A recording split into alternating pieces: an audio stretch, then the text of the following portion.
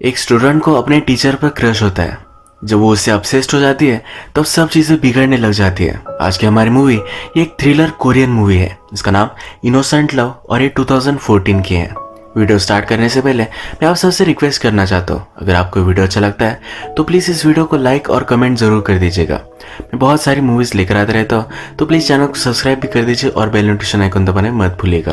अभी बिना किसी देरी के मूवी एक्सप्लेन करना स्टार्ट करते हैं। मूवी स्टार्ट होती है और हमारा मेन कैरेक्टर जिसका नाम है जून, इसको हम देख सकते हैं। जून एक स्कूल में जिम टीचर है। यहाँ फर्स्ट सीन में वो स्टूडेंट्स को स्विमिंग करना सिखा रहा है। इसी सीन से हमें यह भी पता चलता है कि उसकी स्कूल की बहुत सारी लड़कियों को उस पर क्रश है। इसमें से एक लड़की का नाम यंग है।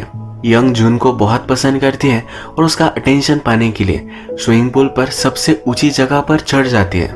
वहां से जंप मारती है। सब उसके लिए वरी करते हैं, अगर वहां से वो जंप मारेगी तो इंजर हो सकती है, पर वो किसी का भी नहीं सुनती और जंप मार देती है। उसे फिर जून बचाता है। उसे ये बहुत ही अच्छा लगता है। इसके बाद नेक्स्ट सीन में हमें जून की वाइफ दिखाई जाती है। वो प्रेग्नेंट है और नए घर में अभी मूव इन कर चुके हैं। एक दिन जून सबको टॉस बॉल सिखा रहा था। इसी प्लेग्राउंड पर यंग भी थी। उसने यंग की तरफ बॉल फेंका, पर वो उसे अपने आप को टच नहीं होने दे रही थी।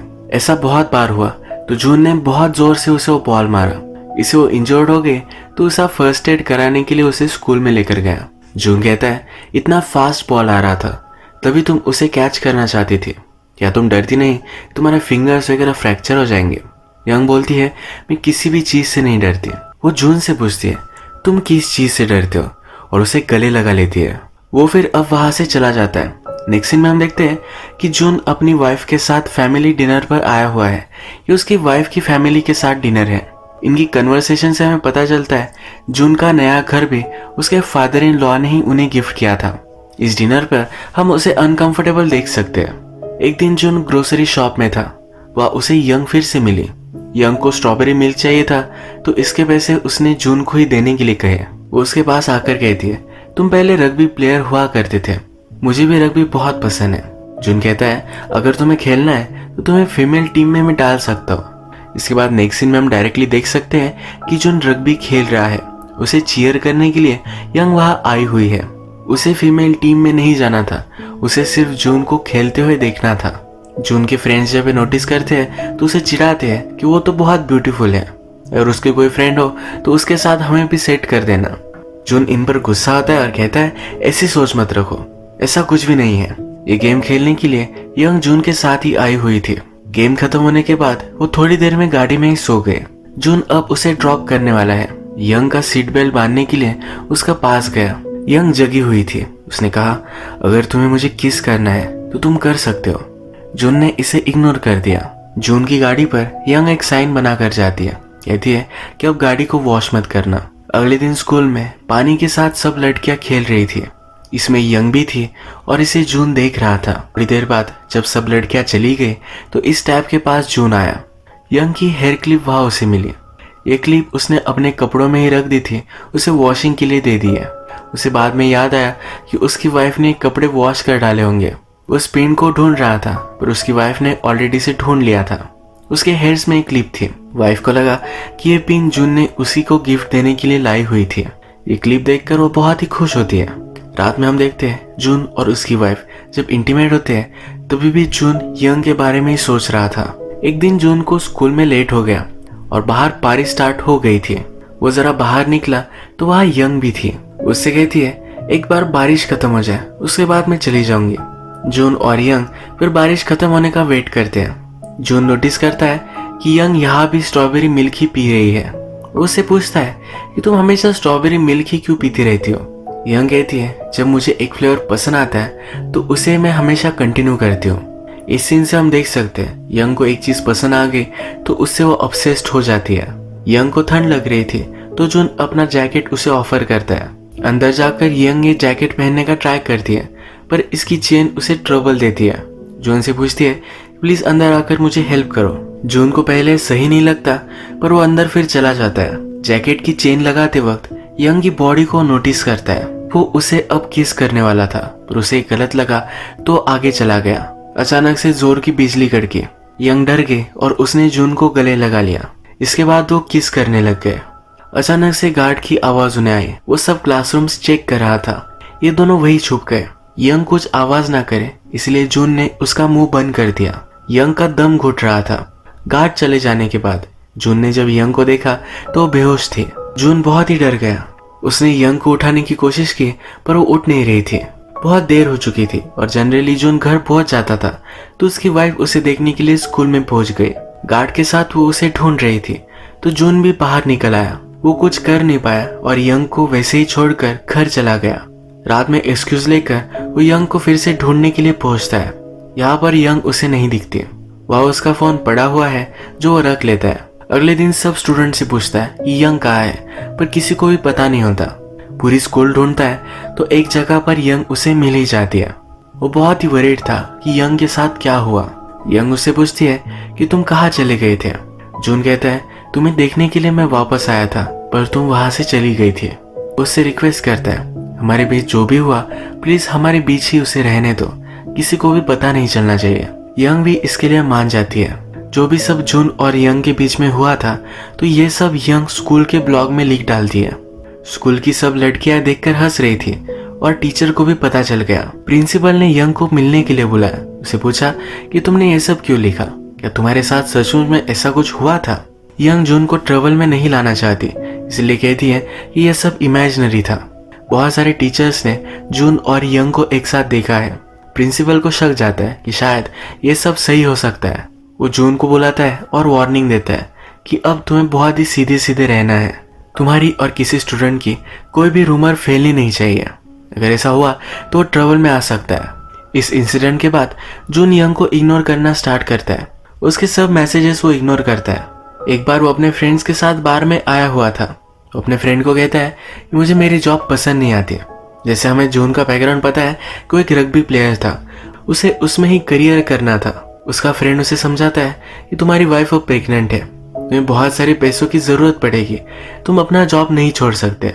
फ्रेंड की बातों से हमें यह भी पता चलता है कि जून की वाइफ प्रेग्नेंट हो गई थी इसीलिए उन्होंने शादी की है। जून के बारे में ये बहुत ही इंपॉर्टेंट इंफॉर्मेशन बन जाती है। वो रग्बी प्लेयर बनना चाहता था। उसकी गर्लफ्रेंड प्रेग्नेंट हो गई तो उससे शादी करनी पड़ी, एक स्टेबल जॉब लेना पड़ा। वो अपनी लाइफ से खुश नहीं है। रात में यंग जून के घर पर भी कॉल करती है। उसे कहती है कि मैं तुम्हें मिस करती हूँ। जून इसके लिए भी कोई आंसर नहीं देता। स्कूल में उसके लिए वो गिफ्ट भेजती है पर जून इसे डस्टबिन में डाल देता है। एक दिन जून स्कूल से घर आया। वाइफ उसके लिए अच्छा सा डिनर बना रही थी। वाइफ ने कहा कि तुम्हारे लिए एक सरप्राइज है।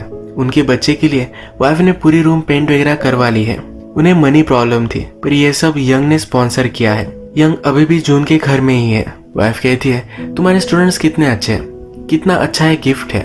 वाइफ ने यंग को डिनर के लिए इनवाइट कर लिया है। वाइफ जून से कहती है कि यंग के पेरेंट्स आज घर पर नहीं है तो हमारे साथ ही वो आज रात रहेगी। जून इसके लिए कुछ कह भी नहीं पाता। डिनर टेबल के नीचे से यंग जून के साथ फ्लर्ट करती है। रात में जून और उसकी वाइफ बात करते हैं। जून की वाइफ यंग को पढ़ाने वाली है। यंग बहुत ही रिच है तो उन्हें बहुत सारे पैसे मिलेंगे। जून इसके लिए मना करता है। वो कहता है यंग मुझे लाइक करती है इसलिए वो यहाँ आना चाहती है। वाइफ इसे सीरियसली नहीं लेती। वो कहती है इस यंग में टीचर पर क्रश होना ये बहुत ही नॉर्मल है। आधी रात में यंग जून के कमरे में आ गए, उसे बाहर लेकर गए। उसके साथ वो इंटीमेट होना चाहती थी। जून इसके लिए मना करता है पर वो मानती नहीं। जून कुछ भी ट्राई करे पर यंग उसका पीछा नहीं छोड़ने वाली। एक दिन वो स्कूल की लड़कियों को CPR सिखा रहा था। यंग को लग रहा था कि वो उसे ही डेमोन्स्ट्रेशन के लिए बुलाएगा पर जून जानबूझकर किसी दूसरी लड़की को पिक करता है। किसी दूसरी लड़की ने ऑलमोस्ट जून को किस किया। इससे यंग बहुत ही गुस्सा होती है। ये जो लड़की थी इसे शावर में कोई चाकू मारकर चला जाता है। स्कूल फिर इस लड़की को हॉस्पिटल में एडमिट करते हैं। जून और उसकी फ्रेंड जिसका नाम है यून, ये दोनों फिर बात करते हैं। जून को लगता है कि ये यंग ने किया था। फ्रेंड फिर समझ जाती है कि जून और यंग में कुछ ना कुछ तो है। जून बहुत सैड था तो अपने फ्रेंड के साथ ड्रिंक करने के लिए वो बाहर चला गया। रात में वो चल भी नहीं सकता था तो यून उसके घर उसे छोड़ने के लिए आई। ये सब देखकर जून की फ्रेंड पर वाइफ गुस्सा हो गई। एक्चुअल में जून और उसकी फ्रेंड पहले रिलेशनशिप में थे। रात में जून को छोड़ने घर पर आए ये उसे अच्छा नहीं लगता। कहती है कि लोग बातें बनाते हैं, तुम्हारी रेपुटेशन का तुम ख्याल रखा करो। जून को तुम्हें इतना नहीं पीने देना चाहिए था। इसके बाद फ्रेंड यहाँ से चली जाती है। जैसे हमें पता है कि जून की वाइफ अब यंग को पढ़ा रही है। यंग जून के वाइफ से कहती है तुम्हारी रिंग बहुत ही ब्यूटीफुल है, इसे वो देखना चाहती है। वाइफ पहले मना करती है पर उसे देखने के लिए दे देती है। यंग उससे पूछती है कि तुम जून से कितना प्यार करती हो, क्या तुम उसके लिए अपना खुद का पैर तोड़कर दे सकती हो।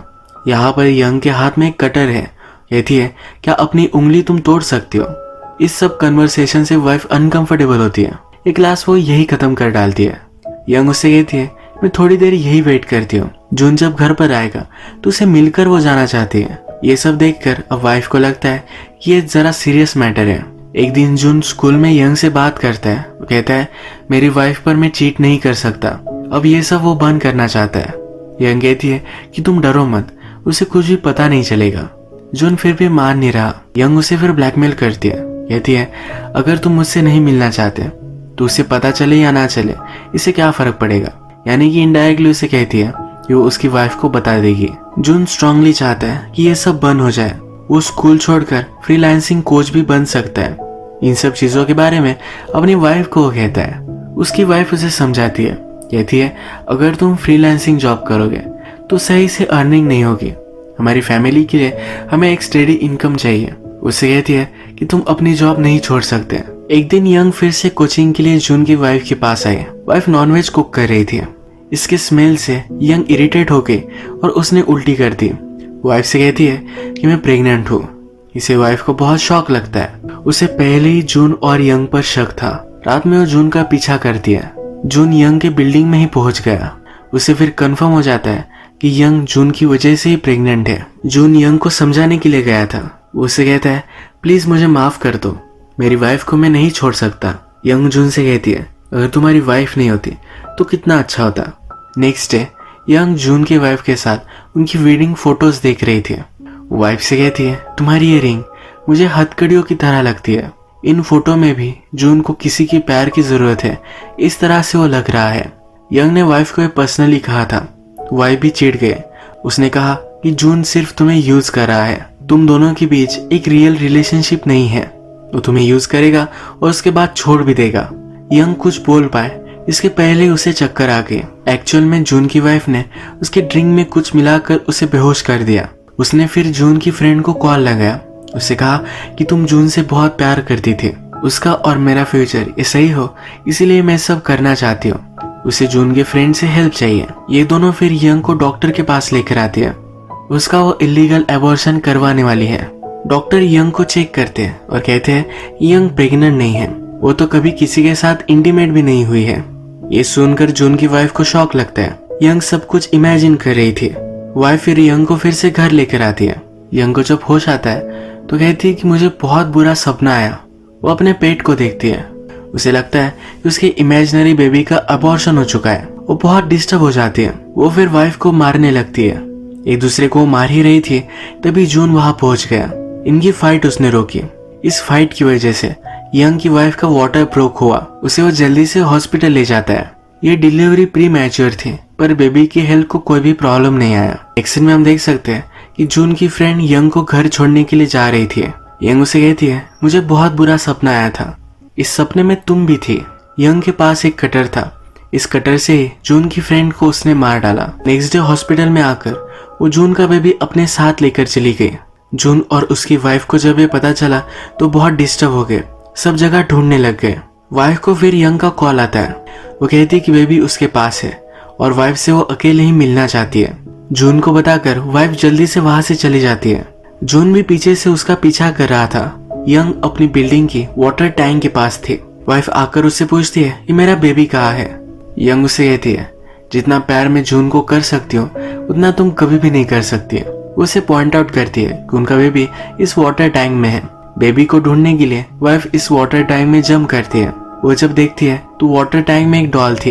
यंग बाहर से वाइफ को अंदर ही बंद कर देती है। वाइफ को ड्राउन करने के लिए उसने पानी भी स्टार्ट कर दिया। थोड़ी देर में जून यंग की बिल्डिंग में पहुंचा। यंग के घर में उसका बेबी उसे मिल गया। वो फिर अपनी वाइफ को ढूंढने के लिए यंग के पास आया। यंग उसे समझाती है कि मैं उससे अच्छी वाइफ बन सकती हूँ। जून मानता नहीं।